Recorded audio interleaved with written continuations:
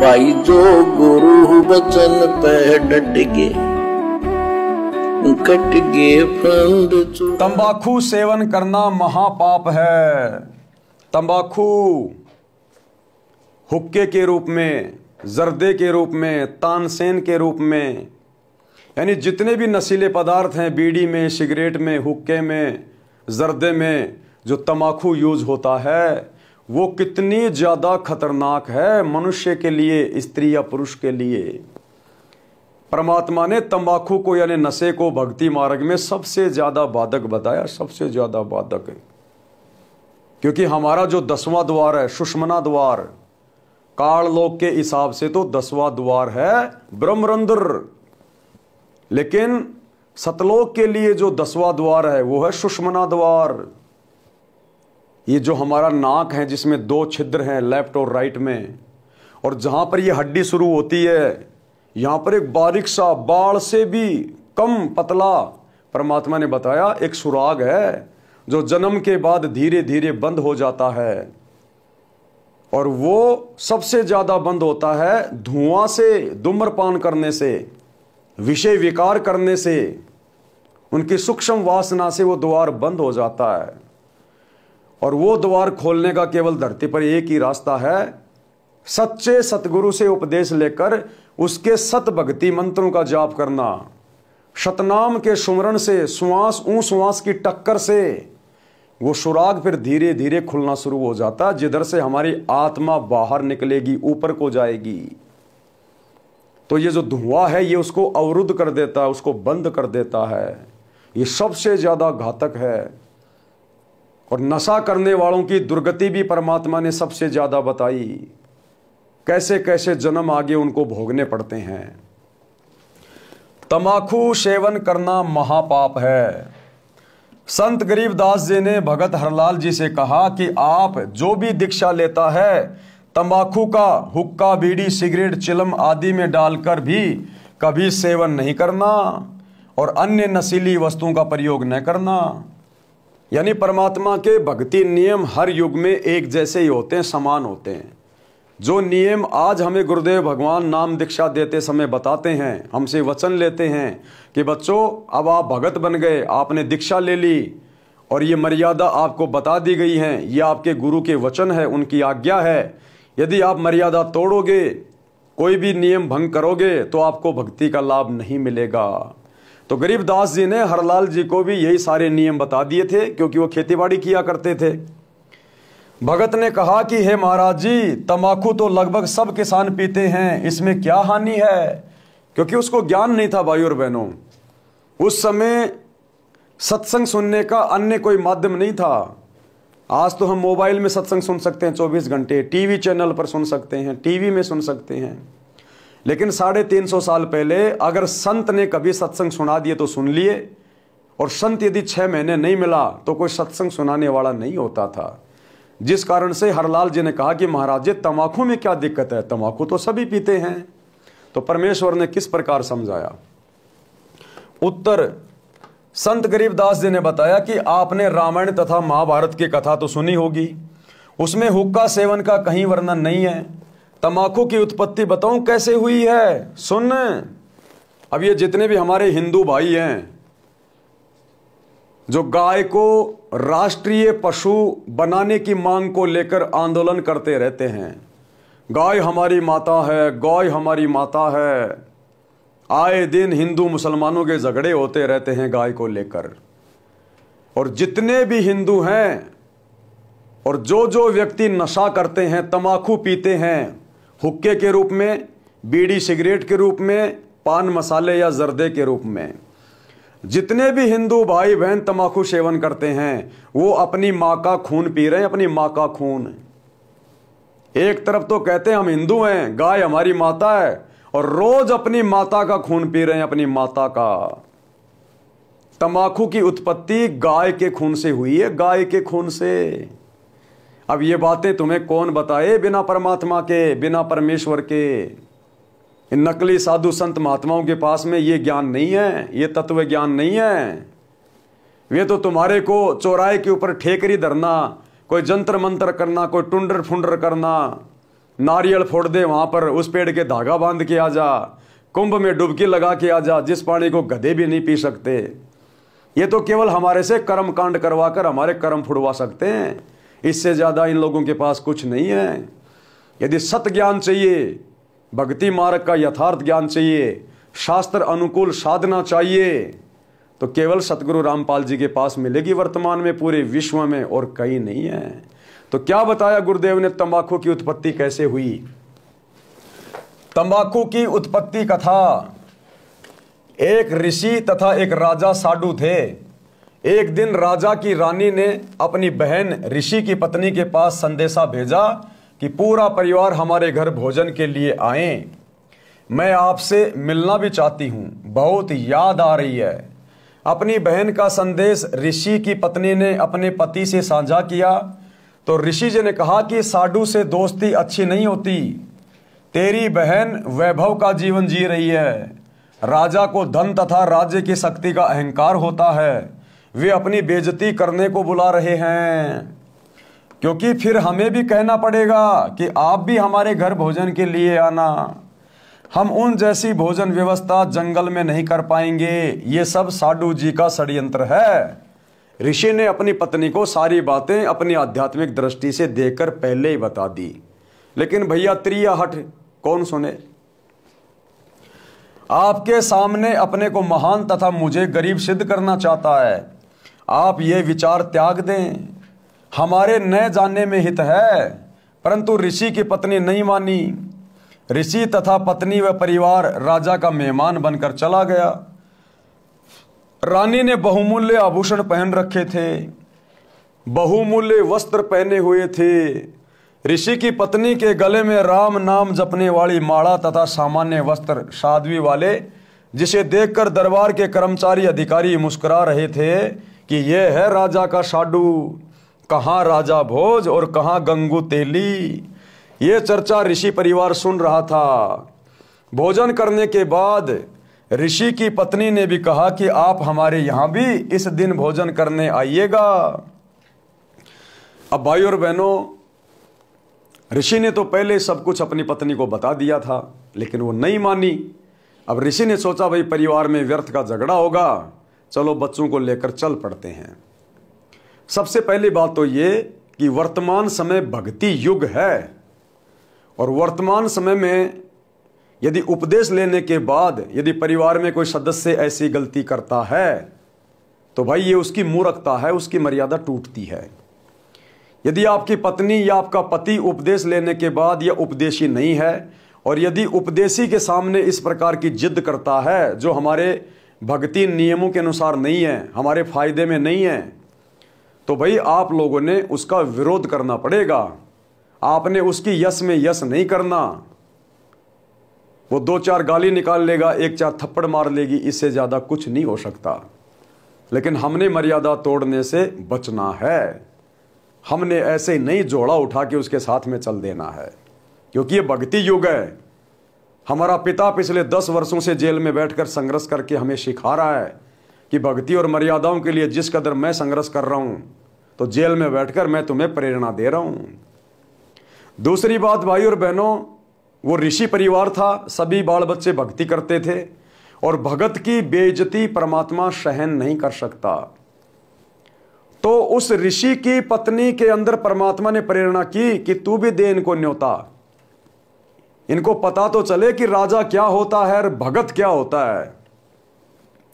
क्योंकि वो सब उनकी बेइज्जती कर रहे थे, उनके वस्त्रों को देखकर, उनके आव भाव को देखकर वो मुस्कुरा रहे थे, सभी उनकी बेइज्जती हो रही थी।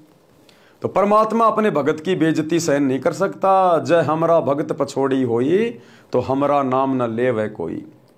तो ऋषि की पत्नी में परमात्मा ने प्रेरणा की, और उसने भी अपनी बहन को न्योता दे दिया कि फला फला दिन आप भी हमारे घर आइए भोजन करने के लिए। अब वो राजा, उसको तो मौका चाहिए था, बहाना मिल गया कि ये कंगाल कहाँ से मेरी जैसी व्यवस्था करेगा और ढंग से इसकी बेइज्जती करूंगा, जिसके घर में खुद के खाने के दाने नहीं है, और जब मैं हजारों की सेना लेके जाऊंगा तो ये कहां से व्यवस्था करेगा। इसकी ढंग से बेइज्जती हो जाएगी और मेरी वाहवाही हो जाएगी। सभी कर्मचारी अधिकारी मुस्कुरा रहे थे कि यह है राजा का शाडू, कहाँ राजा भोज, कहाँ गंगू तेली। ये चर्चा ऋषि परिवार सुन रहा था। भोजन करने के पश्चात ऋषि की पत्नी ने भी कहा कि आप हमारे यहाँ भी इस दिन भोजन करने आइएगा। निश्चित दिन को राजा हजारों सैनिक लेकर सपरिवार साडू ऋषि जी की कुटी पर पहुंच गया। ऋषि जी ने स्वर्गलोक के राजा इंद्र से निवेदन करके एक कामधेनु, सर्व कामना यानी इच्छा पूरी करने वाली गाय, जिसकी उपस्थिति में खाने की किसी पदार्थ की कामना करने से मिल जाता है, ये पौराणिक मान्यता है, मांगी। क्योंकि भक्तों के पास में भक्ति की कमाई होती है, और असल में संसार में यदि कोई धनी होता है तो भगत होता है, लेकिन दुनिया आध्यात्मिक ज्ञान के बिना इस बात को स्वीकार नहीं कर पाती है। परमात्मा कहते हैं, कबीरा सब जग निर्धना, धनवंता ना कोई, और धनवंता उसी को जानिए जिसके पास राम नाम धन होए, यानी जिसके पास परमात्मा की भक्ति की कमाई होती है, दान पुण्य की कमाई होती है, वो सबसे बड़ा धनी होता है। लेकिन दुनिया इस बात को बिना आध्यात्मिक ज्ञान के स्वीकार नहीं कर पाती है। तो उसके बदले में ऋषि जी ने अपने पुण्य कर्म संकल्प किए थे।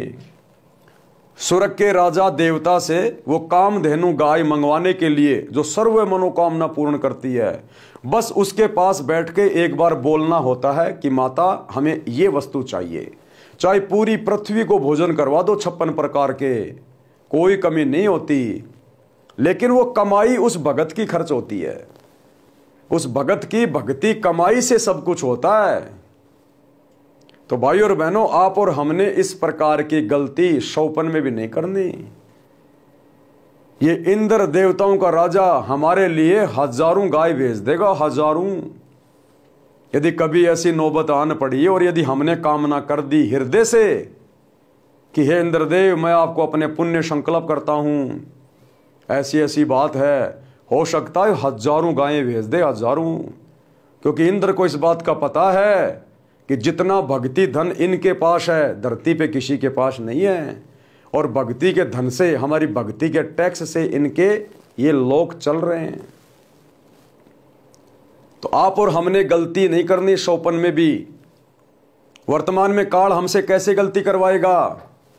आपका कोई रिश्तेदार बीमार हो गया, आपका बच्चा बीमार हो गया, और आप ज्ञान की कमी के कारण अपनी तरफ से मन में सोच बैठोगे कि हे परमात्मा, हे मालिक, मेरी उम्र लग जाए मेरे बच्चे के, हे मालिक, मेरे इस रिश्तेदार के मेरी उम्र लग जाए, जैसे कि बड़े बूढ़े लोग बोल दिया करते हैं।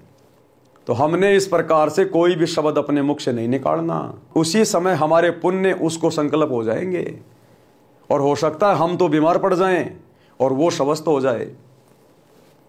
तो हमने किसी के अच्छे की कामना नहीं करनी है। अब दुनिया को ये बातें अच्छी नहीं लगेंगी कि यार ये तो किसी के अच्छे की कामना भी नहीं करते। तो हमने किसी के अच्छे की कामना नहीं करनी है। अब दुनिया सोचेगी ये सतगुरु रामपाल जी के भगत तो अच्छे, ये किसी का अच्छा ही नहीं चाहते। अरे हमसे अच्छा तो दुनिया का कोई सोच ही नहीं सकता। हम आप लोगों को गांव गांव जाकर पुस्तकें बांट रहे हैं, वीडियो बना बना के समझा रहे हैं। परमात्मा जिससे अनमोल वस्तु धरती पे दुनिया में कोई नहीं है, उसकी जानकारी दे रहे हैं। आपको 84 लाख योनियों के दुखों से बाहर निकालने का रास्ता बता रहे हैं, आपको भक्ति मार्ग बता रहे हैं। हमसे ज्यादा शुभ चिंतक दुनिया में आपके परिवार वाले, आपके रिश्तेदार भी आपके नहीं हो सकते। परंतु यहां पर अच्छा करने की कामना से मतलब है कि हमने अपनी मर्यादा तोड़कर किसी और के लिए अच्छे की कामना नहीं करनी, क्योंकि सबसे पहले अपने स्वयं का कल्याण है, उसके बाद में दूसरा। तो जब हम आपको भगवान की जानकारी दे रहे हैं तो आप लोगों ने उस पर विचार करना चाहिए। अब आप जी रास्ते में खड़े क्योंकि आपकी गाड़ी का टायर पंचर हो गया, हवा निकल गई, दूसरा व्यक्ति गाड़ी लेके आ रहा है। अब वो व्यक्ति यदि अपने टायर में से अगर आपके टायर में हवा डालेगा तो क्या होगा? ना तो आपकी गाड़ी ढंग से चल पाएगी, और उसने भी अपनी हवा निकाल दी, वो भी ढंग से नहीं चल पाएगा। इससे अच्छा है कि आपको वो व्यक्ति किसी पंचर निकालने वाले के बारे में बता दे कि भैया जैसे तैसे करके गाड़ी टोचन करके और यहाँ से 2 किलोमीटर आगे गाड़ी पंचर करने वाला है, उसके पास बहुत हवा है, जितनी मर्जी हवा भरवा लो। तो वो तो है समझदारी।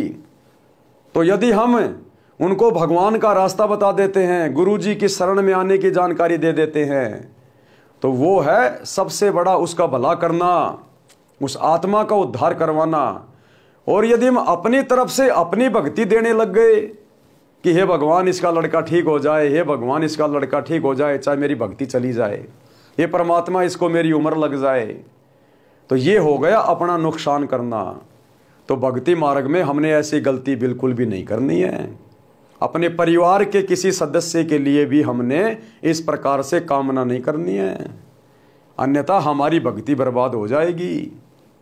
यदि कोई बीमार है, दुखी है, परेशान है, तो उसको बताओ भैया तेरी तरह मैं भी ऐसा ही था पहले, दुखी, बीमार, परेशान, और देखो मैंने सतगुरु रामपाल जी से जिस दिन उपदेश लिया है और उनकी मर्यादाओं में रह के भक्ति करना शुरू किया है, आज देख लो मेरी हालत क्या है। चलो आप भी हमारे गुरु जी के पास उपदेश ले लो। तो आपने उसका बहुत बड़ा अच्छा कर दिया, आपने उसका उद्धार कर दिया, आपने सच्चे सतगुरु से जोड़ के। तो हमने ध्यान रखना है, इस ऋषि जी की तरह हमने मान बढ़ाई में आके या किसी भी दबाव में आके अपने पुण्य बर्बाद नहीं करने हैं।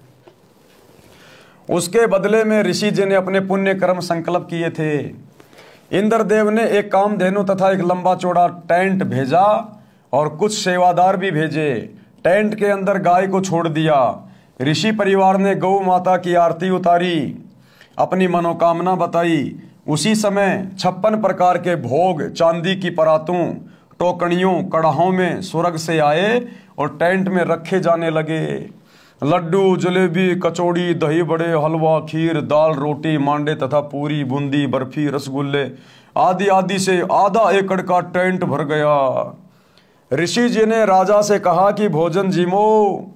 राजा ने बेइज्जती करने के लिए कहा कि मेरी सेना भी साथ में भोजन खाएगी, घोड़ों को भी चारा खिलाना है। ऋषि जी ने कहा कि प्रभु कृपा से सब व्यवस्था हो जाएगी, पहले आप तथा सेना भोजन करें। राजा उठकर भोजन करने वाले स्थान पर गया, वहां भी सुंदर कपड़े बिछे थे। राजा देखकर आश्चर्यचकित रह गया। फिर चांदी की थालियों में भिन्न भिन्न प्रकार के भोजन ला लाकर सेवादार रखने लगे। अन्नदेव की स्तुति करके ऋषि जी ने भोजन करने की प्रार्थना की। अन्नदेव की स्तुति करके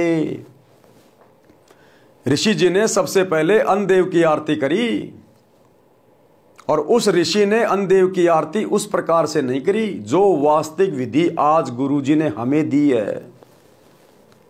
तो गुरुदेव हमें समझा रहे हैं, क्योंकि अभी भी गुरुदेव की संगत में काफी संख्या में भगत भाई बहन ऐसे हैं जिनको काफी लंबा समय हो गया है भक्ति करते करते, जिनको शतनाम और शारनाम भी मिल गया है।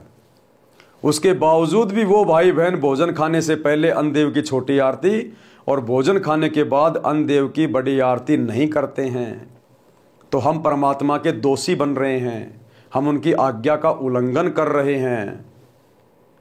अरे ये तो आम समाज में आज से 20-25 साल पहले हम देखा करते थे, जब छोटे छोटे थे। हमारे दादाजी, हमारे पिताजी, अन्य व्यक्ति जो कोई रिश्तेदार होते थे, जब वो खाना खाना शुरू करते थे तो वो भी रोटी का एक टुकड़ा सब्जी में लगाकर साइड में रख दिया करते थे और हाथ जोड़ के जो मर्जी कुछ भी बोलते थे, भगवान से अरदास करते थे, और खाना खाने के बाद लास्ट में फिर उस टुकड़े को खाया करते थे और भगवान का हाथ जोड़ के धन्यवाद करते थे। आज तो हमें सत भक्ति प्राप्त है, आज तो हमें वो वास्तविक आरतियां प्राप्त हैं। तो भाई बहनों को शिक्षा दे रहे परमात्मा कि आप लोगों ने अन्नदेव की आरती किए बिना खाना खाने से पहले और खाना खाने के बाद अवश्य करनी है। और इससे भी ऊपर साथ संगति से जुड़े हुए भाई बहन, जब हमें यह पता चल जाता है कि गुरु रूप में धरती पे कबीर परमात्मा स्वयं ही लीला करने आते हैं, उनके अलावा ये सतज्ञान, ये सतभक्ति मंत्र, ये सृष्टि का वास्तविक ज्ञान, तत्व ज्ञान कोई जीव नहीं बता सकता। तो फिर गीता अध्याय 3 श्लोक 13 के अनुसार जिसमें लिखा है कि पूर्ण परमात्मा को भोग लगाए बिना जो लोग अन्न पकाते हैं, खाना खाते हैं, वो तो समझो पाप खा रहे हैं, पाप। तो धरती पे तो किसी को नहीं पता इस बात का कि पूर्ण परमात्मा कौन है, लेकिन हम सत्सेवक भाई बहनों को पता चल गया।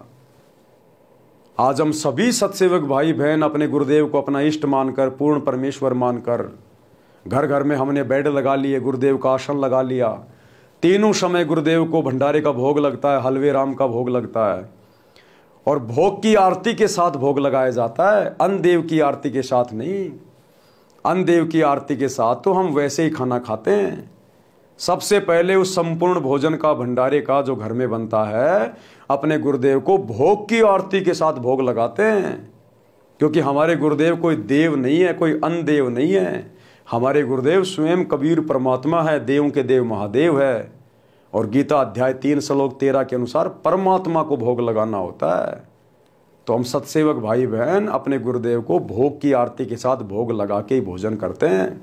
फिर वो प्रसाद बन जाता है, पाप नाशक प्रसाद बन जाता है। तो आप और हमारा कितना बड़ा सौभाग्य। बाकी संगत तो अभी अन्न देव की आरती भी ढंग से नहीं करती है, भोजन खाने से पहले और खाने के बाद में। तो ऋषि जी ने क्या किया, अन्न देव की स्तुति करके ऋषि जी ने भोजन करने की प्रार्थना की। राजा ने देखा कि इसके सामने तो मेरा भोजन भंडारा कुछ भी नहीं था। जिस राजा ने और जिस रानी ने उस ऋषि परिवार की बेइज्जती करने के लिए बुलवाया था और बढ़िया से बढ़िया भोजन खिलाया था कि ये कंगाल कहां से खिला देगा, लेकिन परमात्मा को पता है वो अपनी आत्मा की बेइज्जती नहीं देख सकता। तो परमात्मा ने प्रेरणा करके सारी व्यवस्था करवाई और वो राजा भी दंग रह गया कि ऐसा भोजन भंडारा, और वो भी चांदी की थालियों में। ये तो मैं भी नहीं करवा पाया, ये कंगाल लाया कहां से। मैंने तो केवल ऋषि परिवार को ही भोजन कराया था, वह भी 3-4 पदार्थ बनाए थे। राजा शर्म के मारे पानी पानी हो गया। खाना खाते वक्त बहुत परेशान था। ईर्ष्या की आग धधकने लगी, बेइज्जती मान ली। सर्व सैनिक खाए और सराए। राजा का खून जल रहा था। अपने टेंट में जाकर ऋषि को बुलाया और पूछा कि ये भोजन जंगल में कैसे बनाया। न कोई कढ़ाई चल रही है, न कोई चूल्हा जल रहा है। ऋषि जी ने बताया कि मैंने अपने पुण्य तथा भक्ति के बदले स्वर्ग से एक गाय उधारी मांगी है। उस गाय में विशेषता है कि हम जितना भोजन चाहें तुरंत उपलब्ध करा देती है। राजा ने कहा कि मेरे सामने उपलब्ध कराओ तो मुझे विश्वास हो। ऋषि तथा राजा टेंट के द्वार पर खड़े हो गए। अंदर केवल गाय खड़ी थी, द्वार की ओर मुख था। टेंट खाली था क्योंकि सबने भोजन खा लिया था। शेष बचा सामान तथा सेवक ले जा चुके थे। गाय को ऋषि जी की अनुमति का इंतजार था। राजा ने कहा कि ऋषि जी ये गाय मुझे दे दो, मेरे पास बहुत बड़ी सेना है, उसका भोजन इससे बनवा लूंगा। तेरे किस काम की? ऋषि ने कहा कि राजन, मैंने ये गौ माता उधारी ले रखी है, स्वर्ग से मंगवाई है, मैं इसका मालिक नहीं हूं, मैं आपको नहीं दे सकता। राजा ने दूर खड़े सैनिकों से कहा कि इस गाय को ले चलो। अब साडू की यारी दोस्ती बस इतनी होती है। भाई और बहनों, ये पूरा का पूरा 21 ब्रह्मांड राग द्वेष ईर्ष्या की आग में जल रहा है। और परमात्मा कहते मतलब के बिना कोई नहीं प्यारा।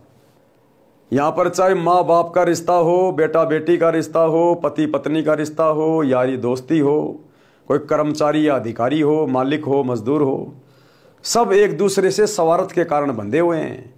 कोई मजदूरी कर रहा है तो अपने स्वार्थ के लिए कर रहा है। मजदूर को कोई तनख्वाह दे रहा है तो अपने स्वार्थ के लिए दे रहा है, मजदूरी करवा के दे रहा है। स्कूल में यदि हम बच्चे पढ़ा रहे हैं तो टीचर अपने स्वार्थ के लिए पढ़ा रहे हैं, पैसों के लिए पढ़ा रहे हैं। माता पिता बच्चों को पढ़ा रहे हैं तो नौकरी के लिए पढ़ा रहे हैं, स्वार्थ के लिए पढ़ा रहे हैं। तो भाइयों और बहनों, ये स्वार्थियों का लोग है। मतलब के बिना कोई नहीं प्यारा। तो परमात्मा कहते हैं साडू की और कुत्ते की बस इतनी यारी होती है, इससे ज्यादा नहीं। ऋषि ने देखा कि साडू की नीयत में खोट आ गया। उसी समय ऋषि जी ने गौ माता से कहा कि गौ माता, आप अपने लोक, अपने धनी स्वर्गराज इंद्र के पास शीघ्र लौट जाएं। उसी समय कामधेनु टेंट को फाड़कर सीधी ऊपर को उड़ चली। राजा ने गाय को गिराने के लिए गाय के पैर में तीर मारा। अब सभी हिंदू भाई जो भारत देश को विश्व गुरु बनाने के लिए भागदौड़ कर रहे हैं, भारत देश को धर्म गुरु बनाने के लिए, गाय को राष्ट्रीय पशु बनाने के लिए, और जो अपने आप को सनातनी कहते हैं, सनातनी दुनिया के सर्वश्रेष्ठ धर्मावलंबी कहते हैं, ये कथा तुम्हारे पुराणों में लिखी हुई है। इसको ध्यान से सुनिएगा। अब आगे राजा ने गाय को गिराने के लिए गाय के पैर में तीर मारा। गाय के पैर से खून बहने लगा और पृथ्वी पर गिरने लगा। गाय घायल अवस्था में स्वर्ग में चली गई। जहां जहां गाय का रक्त यानी खून गिरा था, वहीं वहीं तमाकू उग गया। फिर बीज बनकर अनेकों पौधे बनने लगे।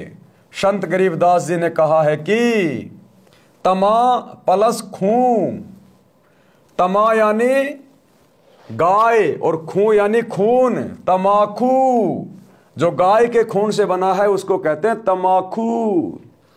तमा ये शब्द जाकर डिक्शनरी में देख लेना, गूगल पे जाके सर्च कर लेना कि तमा का मतलब क्या होता है। तमा का मतलब होता है गाय और खून का मतलब होता है खून।